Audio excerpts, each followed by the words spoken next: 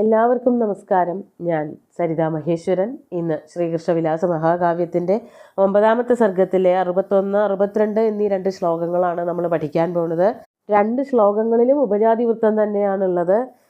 നമ്മൾ കഴിഞ്ഞ ദിവസം പറഞ്ഞു നിർത്തിയത് ശ്രീകൃഷ്ണനും ബലരാമനും കൂടിയിട്ട് പുരന്ധ്രിമാരാൽ ആഘോഷിക്കപ്പെട്ട ഒരു ഉത്സവമായിട്ട് അവരുടെ വരവ് ആഘോഷിക്കപ്പെട്ട ആ ഒരു സന്ദർഭത്തിൽ രണ്ടുപേരും കൊട്ടാരത്തിലേക്ക് വന്നു കയറി എല്ലാവരും വളരെ സന്തോഷത്തോടു കൂടിയിട്ട് കൊടിതോരണങ്ങളോടും പൂർണ്ണകുംഭങ്ങളോടു കൂടിയൊക്കെ അവരെ വരവേറ്റു എന്ന് പറഞ്ഞാണ് നിർത്തിയത്. ഇനി എന്തൊക്കെയാണ് അവിടെ നടക്കണത്? ഈ ആനന്ദം തന്നെയാണ് അവർ എന്നിട്ട് മുത്തശ്ശനെ കാണാൻ പോണതായിട്ടുള്ള ഭാഗമാണ് പറയണത്. നമുക്ക് ആദ്യം 61ാമത്തെ ശ്ലോകം നോക്കാം. വളരെ ഭംഗിയായിട്ടുള്ളൊരു വർണ്ണനയാണത്. ഈ പുഷ്പവൃഷ്ടി എങ്ങനെയാണ് ഭഗവാന് അനുഭവപ്പെട്ടത് എന്നുള്ളതാണ് പറയണത്. ശ്ലോകം നോക്കൂ. സവിദ്യമാനഃ പുരസുന്ദരീണാമപാംഗശസ്ത്രൈരസിതോത്പലാഭൈഃ സർവാസ്ത്രവിദ്യാകുശലോപി ശൗര്യർനാഭൂത് പ്രഭുസ്തത്പ്രതിരോധനായ. ആദ്യം പദച്ഛേദം പറയാം.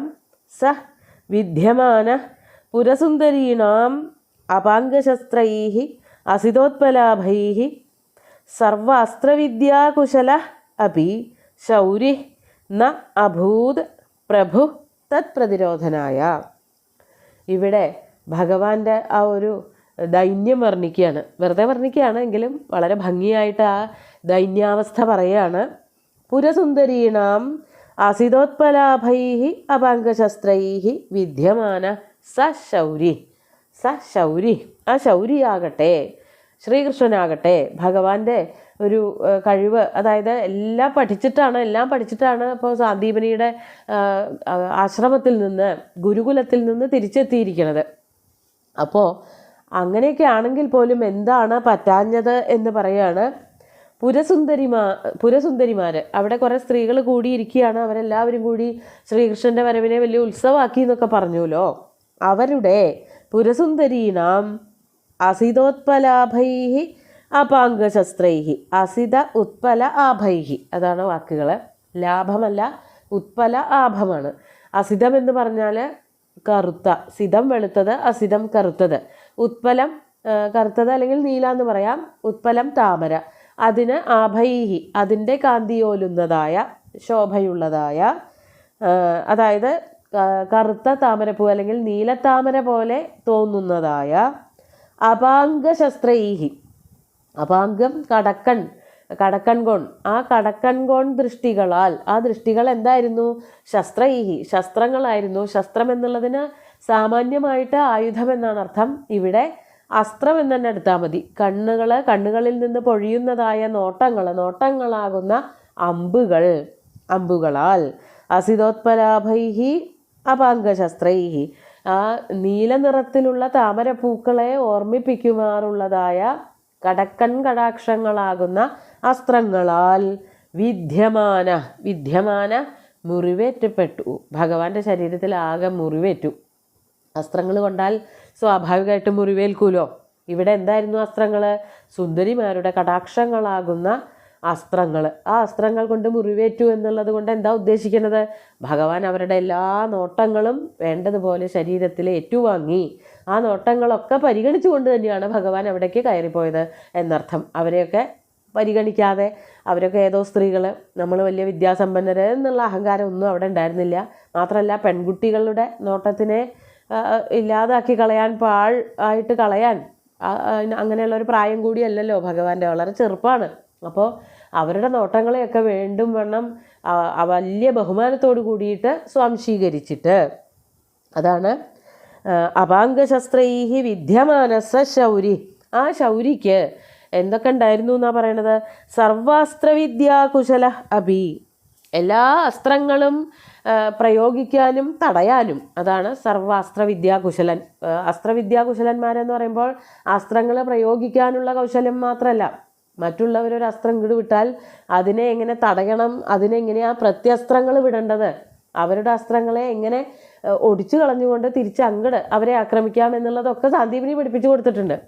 എല്ലാം പഠിച്ചതാണ്. എന്നിട്ടും അതാണ് അവിടെ പറയണത്. സർവാസ്ത്രവിദ്യാകുശല അഭി, അസ്ത്രവിദ്യയിൽ വളരെ കുശലനായിരുന്നു. എന്നിട്ട് പോലും തത് പ്രതിരോധനായ, ഇവരുടെ ഈ അസ്ത്രങ്ങളെ തടയാൻ, ഈ സുന്ദരിമാരായിട്ടുള്ള സ്ത്രീകളെ ഏൽപ്പിച്ച അല്ലെങ്കിൽ അവരിൽ നിന്ന് ഏറ്റതായ ഈ മുറിവുകൾ, അസ്ത്രങ്ങളുടെ പ്രയോഗങ്ങൾ തടയാൻ സഹപ്രഭു ന അഭൂത്, അതിനുള്ള വൈഭവം ശ്രീകൃഷ്ണനുണ്ടായില്ല.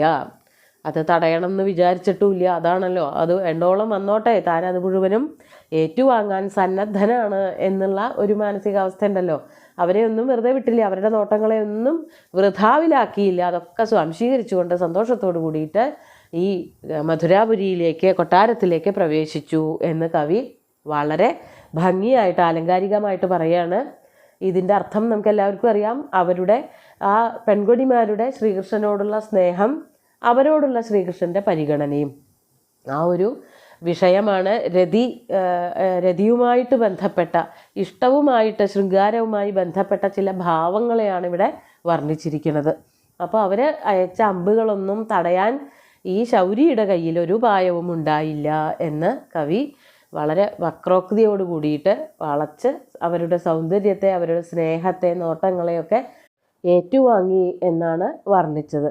നമുക്ക് അടുത്ത ശ്ലോകം കൂടി നോക്കാം. 62ാമത്തെ ശ്ലോകം നോക്കൂ.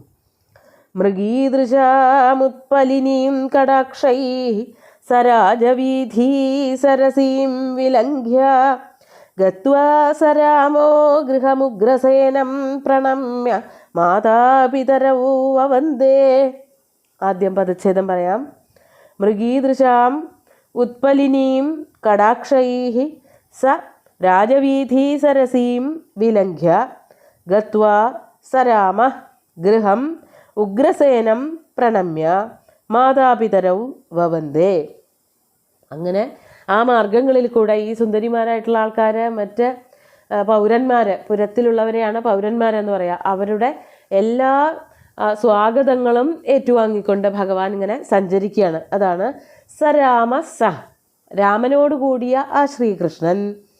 മൃഗീദൃശാം കടാക്ഷൈഹി, മൃഗീദൃക്കുകൾ, മൃഗി എന്ന് പറഞ്ഞാൽ പേടമാൻ, മാൻപേടകൾ, പെൺമാനുകൾ, അവരുടെ നോട്ടം പോലെയുള്ള നോട്ടങ്ങൾ, അവരുടെ കണ്ണുകൾ പോലെയുള്ള കണ്ണുകളോട് കൂടിയവരാണ് മൃഗീദൃക്കുകൾ.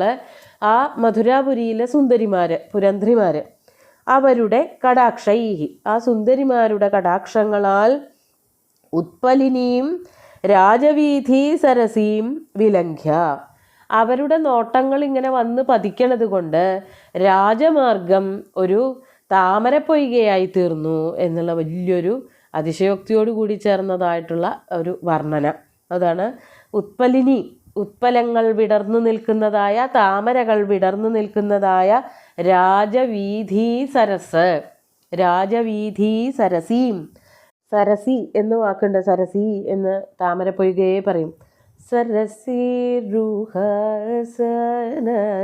പ്രിയേ അംബ സദാ വീണാഗാനപ്രിയേ സദാനന്ദഹൃദയേ മയി സദയ സരസീരുഹസന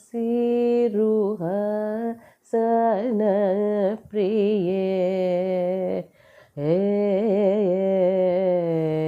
എന്ന് ഒരു കീർത്തനുണ്ട്, സരസ്വതി ദേവിയെ സ്തുതിക്കുന്നത്. സരസീരുഹം എന്ന് പറഞ്ഞാൽ താമരയാണ്, സരസിൽ ഉണ്ടാകുന്നത്. അപ്പോൾ സരസി എന്ന് പറഞ്ഞാൽ താമരപ്പൊയ്ക എന്നർത്ഥമുണ്ട്. ആ നോട്ടങ്ങളാകുന്ന താമരകൾ വിരിഞ്ഞു നിൽക്കുന്ന താമരപ്പൊയ്കയെ വിലംഘ്യ, വിലംഘ്യ എന്ന് പറഞ്ഞാൽ വിലംഘനം ചെയ്തിട്ട്, എങ്ങനെയൊക്കെയോ മറികടന്നിട്ട്, ആ നോട്ടങ്ങളിൽ നിന്ന് രക്ഷപ്പെടാനൊന്നും പറ്റിയില്ല, പതുക്കെ പതുക്കെ എങ്ങനെയൊക്കെയോ അത് കടന്നു പോയിട്ട്, വിലംഘ്യ ഗൃഹം ഗത്വ, ആ കൊട്ടാരത്തിലേക്ക് പ്രവേശിച്ചിട്ട് ആദ്യം തന്നെ ആരെയാണ് കാണാൻ പോയത്? ഉഗ്രസേനം പ്രണമ്യ, ഉഗ്രസേനനെ. ഉഗ്രസേനനാണല്ലോ ഇപ്പോഴത്തെ മഹാരാജാവ്. കംസൻ്റെ കാലം കഴിഞ്ഞപ്പോൾ കംസനെ വധിച്ചതിന് ശേഷം അവിടുത്തെ രാജാവായിട്ട്, മധുരാപുരിയുടെ രാജാവായിട്ട് ശ്രീകൃഷ്ണൻ സ്ഥാനാരോഹണം ചെയ്തത് കംസൻ്റെ അച്ഛനായിട്ടുള്ള ഉഗ്രസേനനെ തന്നെയായിരുന്നു. ആ ഉഗ്രസേനനെ അത്രയും കാലം കംസൻ കാരാഗ്രഹത്തിലിട്ടേക്കായിരുന്നു. അതിനുശേഷം കംസൻ്റെ വധത്തിന് ശേഷം ഉഗ്രസേനൻ എന്ന് പറഞ്ഞ മുത്തശ്ശനെയാണ്, ശ്രീകൃഷ്ണൻ്റെ മുത്തശ്ശനാണ്. നേരെ മുത്തശ്ശനല്ല, മുത്തശ്ശൻ്റെ ഏട്ടനാണ്. മുത്തശ്ശൻ ശരിക്കും ദേവകനാണ് അത്ര. ദേവകനും ഉഗ്രസേനനും സഹോദരന്മാരായിട്ടാണ് പറയണത്. അപ്പോൾ ആ സമയം കാരാഗൃഹത്തിൽ നിന്നും മുക്തനായിട്ടുള്ള ഉഗ്രസേനനെ നമ്മൾ പറഞ്ഞതാണ് നേരത്തെ, സ്ഥാനാരോഹണം ചെയ്തിട്ട് മഹാരാജാവായിട്ട് വാഴിച്ചിട്ടുണ്ടായിരുന്നു.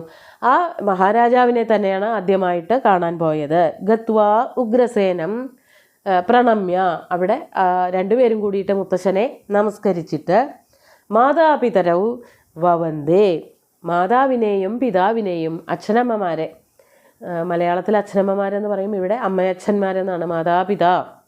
മാതാപിതാ ഗുരുർ ദൈവം എന്നൊക്കെ പറയുമ്പോൾ അമ്മയാണ് ആദ്യം എണ്ണുക എന്ന് മാത്രം. ഏതായാലും രണ്ടുപേർക്കും തുല്യ പ്രാധാന്യമാണ്.